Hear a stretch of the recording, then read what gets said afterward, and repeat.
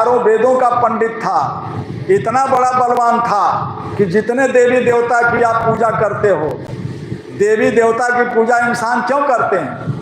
मैं बताता हूँ। देवी देवता की पूजा आप इसलिए करते हो कि ये देवी देवता प्रसन्न हो जाएंगे तो मेरे कष्ट में, मुसीबत में, संकट में, बीमारी में मेरी रक्षा करेंगे।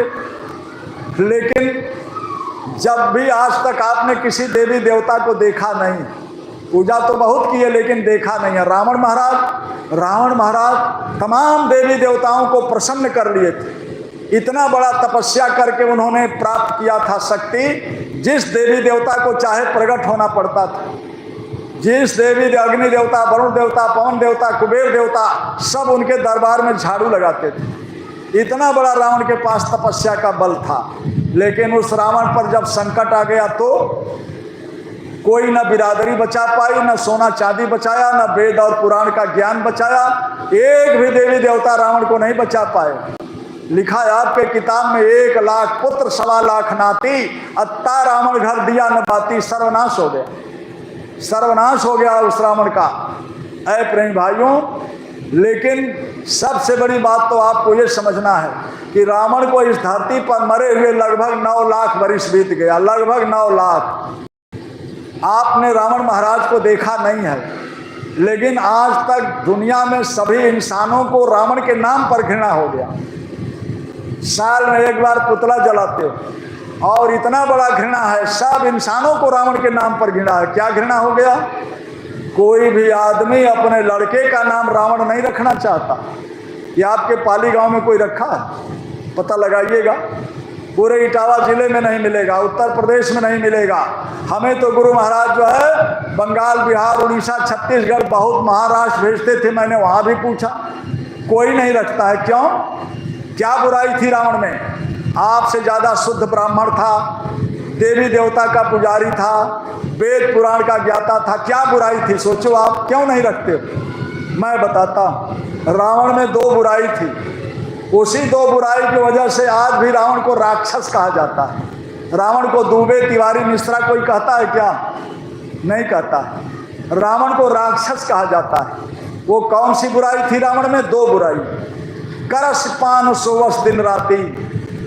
पहला बुराई था रावण महाराज में कि शराब और मांस खाने लगे। रावण महाराज शराब और मांस का सेवन करने लगे, पहला बुराई।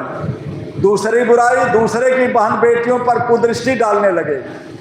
केवल 2 बुराई को करने से रावण जैसे लोगों का सर्वनाश हो गया। कोई देवी देवता भी नहीं बचाया।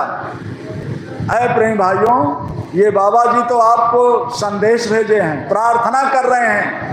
अगर इसी 2 बुराई को आप जैसे इंसान नहीं छोड़ोगे तो आपकी रक्षा कौन करेगा प्रेमियों? इसलिए महात्मा कहते हैं, हाथ जोड़कर विनय हमारी और हो जाएं सब शाकाहारी। क्या इसमें नुकसान है आपका? आप अन्न, फल, फूल, साग, सब्जी, दूध, घी पचाओ, 10 बार खा लो। लेकिन ये मुर्दा पशु पक्षी का मांस, अंडा और शराब जैसी नशा को छोड़ दो प्रेमियों।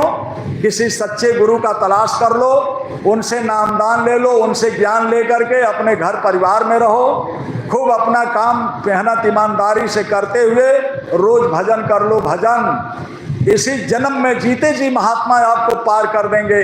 कोई भी प्रकार का शंका न करो। आप करोगे तो मिलेगा, नहीं करोगे कुछ नहीं मिलेगा, नहीं करोगे कुछ नहीं मिलेगा। इसलिए प्रेमियों देखिए, बहुत समय भी हो गया है, बातें बहुत है, मैं कहता रहूं तो फिर आपको सब भूल जाएगा। इसलिए मैं वाणी को विराम देना चाहता हूं। अगर कहने सुनने में हमसे कोई गलती हो गई तो आप छोटा समझकर क्षमा करिएगा। सब लोग एक बार बोलिए जय गुरुदेव। अभी कुछ लोग तो धीरे से बोल रहे हैं, कुछ लोग सोच रहे हैं हम तो जय गुरुदेव नहीं हैं। प्रेमियों, ये जय गुरुदेव नहीं, ये तो भगवान का नाम है। अगर आप आवाज़ निकालोगे तो ये आवाज़ कहीं व्यर्थ आपकी नहीं जाती है। ये आवाज़ वायुमंडल में जाती है।